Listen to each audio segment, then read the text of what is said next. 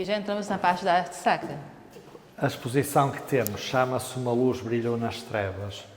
A um dado passo, de facto, despontou uma luz na humanidade. Não é? Esta humanidade começou no Paleolítico, passou pelo Mesolítico, Neolítico, Idade do Bronze, Tempo dos Romanos. Agora estamos no tempo cristão. Um anjo aparece a Nossa Senhora, episódio da visitação. Há um anúncio de que há um Deus para encarnar na nossa história e, portanto, a partir daqui, na história da humanidade, encaixa naturalmente a história do cristianismo.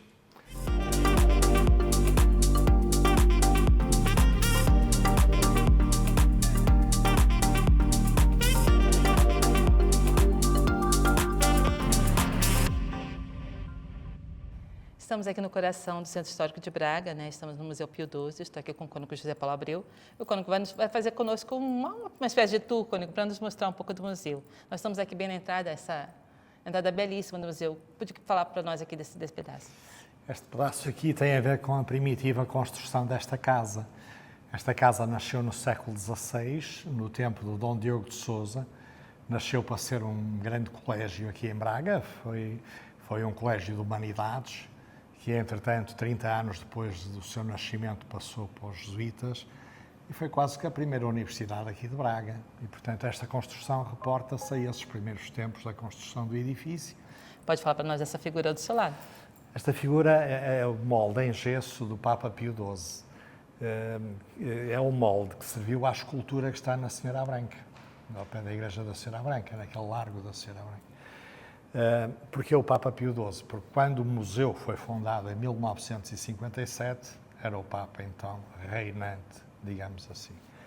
Já agora aqui neste adro temos também uma segunda figura que está à nossa direita e que é a figura do cônego Luciano Afonso dos Santos, que foi o fundador do Museu Pio XII. Foi um homem da Igreja, naturalmente, portanto interessou-se pelas coisas eclesiásticas, e foi um arqueólogo.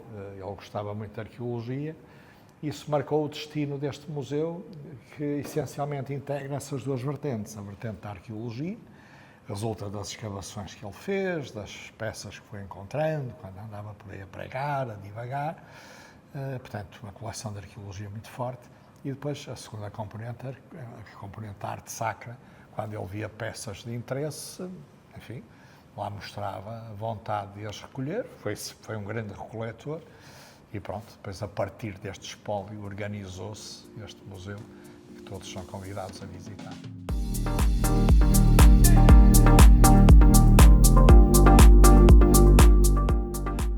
Esta sala é a sala da arqueologia. Nós tentamos, na exposição do museu, juntar exatamente os dois pernos fortes que o museu tem, a arqueologia e a arte sacra. Para conseguirmos isto, resolvemos contar a história da humanidade. Portanto, quem cá vier tem aqui um percurso imenso para fazer. Aqui nestes placares vamos contando esta história, o que é que o homem foi fazendo, como é que ele vivia, como é que ele se alimentava, como é que ele se vestia, como é que ele cultivava aquilo de que precisava para se nutrir, como é que ele se dedicava à caça ou à pesca. Vamos contando a história da humanidade, que utensílios é que os homens foram fazendo para conseguirem pescar, para conseguirem caçar, para se conseguirem vestir, para conseguirem cultivar a terra. Esta sala é muito interessante porque conta desde que se conhece homens sobre a terra até entrarmos no cristianismo. O museu tem muitas visitas, não é? Quando visitas de escolas, inclusive, as crianças devem ficar bem, os miúdos devem ficar bem animados de verem essa história contada aqui. Sim. É muito pedagógico e, naturalmente, nós temos todos curiosidade de saber de onde é que vimos. Sim, claro. E porque é que agora somos assim e tentamos, a partir das raízes, perceber a história do nosso hoje. Portanto, todos que vêm cá são convidados a fazer este percurso, que é muito interessante, não é?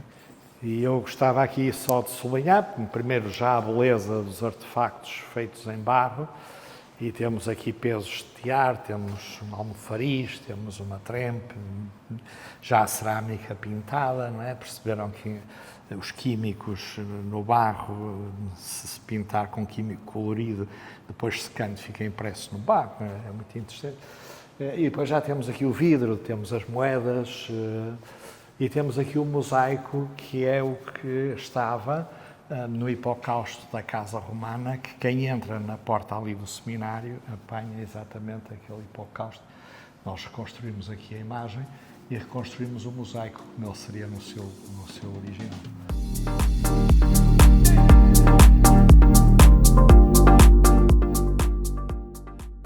já entramos na parte da arte sacra. A exposição que temos chama-se Uma Luz Brilhou nas Trevas. A um dado passo, de facto, despontou uma luz na humanidade. Não é? Esta humanidade começou no Paleolítico, passou pelo Mesolítico, Neolítico, Idade do Bronze, Tempo dos Romanos. Agora estamos no tempo cristão. Esta peça foi-nos oferecida há pouco tempo por uma família aqui de Braga e é uma peça muito original, porque é uma última ceia, mas num formato de um oratório, o que não é muito habitual. Temos os discípulos todos à mesa, tem ali os pratinhos com o pão, os talheres, é uma representação muito realista no que seria a sala de cima, onde Jesus mandou preparar a refeição e onde, a partir do que fez, há quem lhe chame a última ceia, há quem lhe chame a primeira, Sim. porque a partir daí disparou para nós essa realidade que é a Eucaristia e a presença contínua de Jesus. Esta sala lembra-nos que os cristãos celebram, não é? E tudo o que temos aqui tem a ver com essas celebrações. Aqui na legenda diz que esta estola tem o tamanho do sepulcro de Cristo. Foi uma oferta que nos foi feita por uma família, uma oferta gentil. O tamanho do sepulcro de Cristo tem o mesmo tamanho desta estola que está aqui. Nós hoje já não estamos habituados a isto, mas nas liturgias até ao Vaticano II, o padre celebrava de costas para a Assembleia e tinha as cábulas à frente. Sim.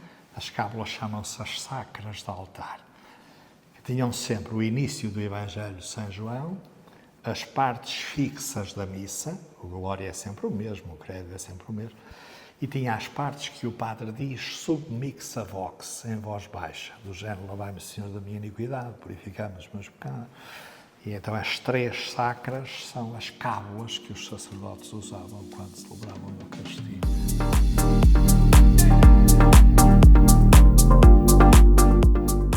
O cristianismo também passa por outro tipo de objetos, em materiais nobres.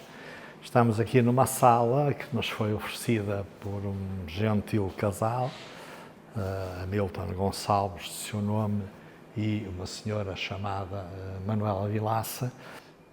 Tem muito a ver com crucifixos, com adereços de devoção pessoal, com relicários.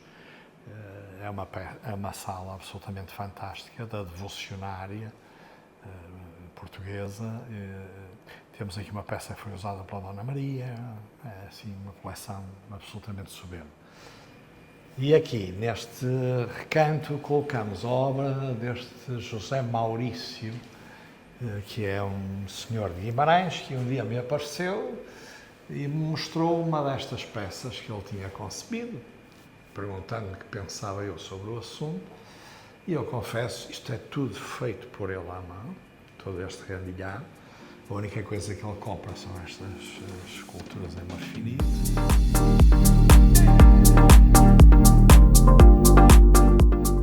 E aqui completamos, digamos assim, o ciclo da narrativa da vida de Cristo, que depois é contada pelos evangelistas. Temos aqui 4 evangelistas de grande recorte, influência flamenga, são esculturas muito bonitas.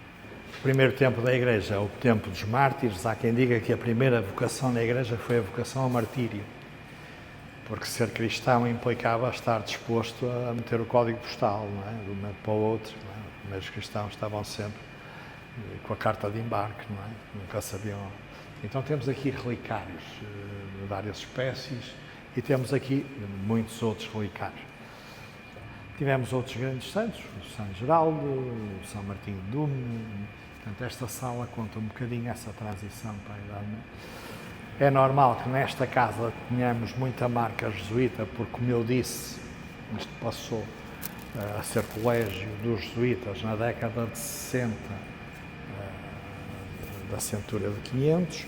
Quisemos representar aqui neste século XVI e XVII, esta modernidade, um homem que marcou a história da Igreja com uma força brutal, que é o Frei Bartolomeu dos Mártires, que esteve presente no Concílio de Trento, como sabemos, e que visitou a Arquidiocese toda, no tempo em que a Arquidiocese englobava Viana do Castelo, Vila Real e a maior parte de Bragança Miranda. Era uma coisa soberba. Ele levava um altar portátil, porque de vez em quando, pelo meio do caminho, era preciso celebrar a Eucaristia e este é o altar portátil do Dom Frei Bartolomeu dos Mares.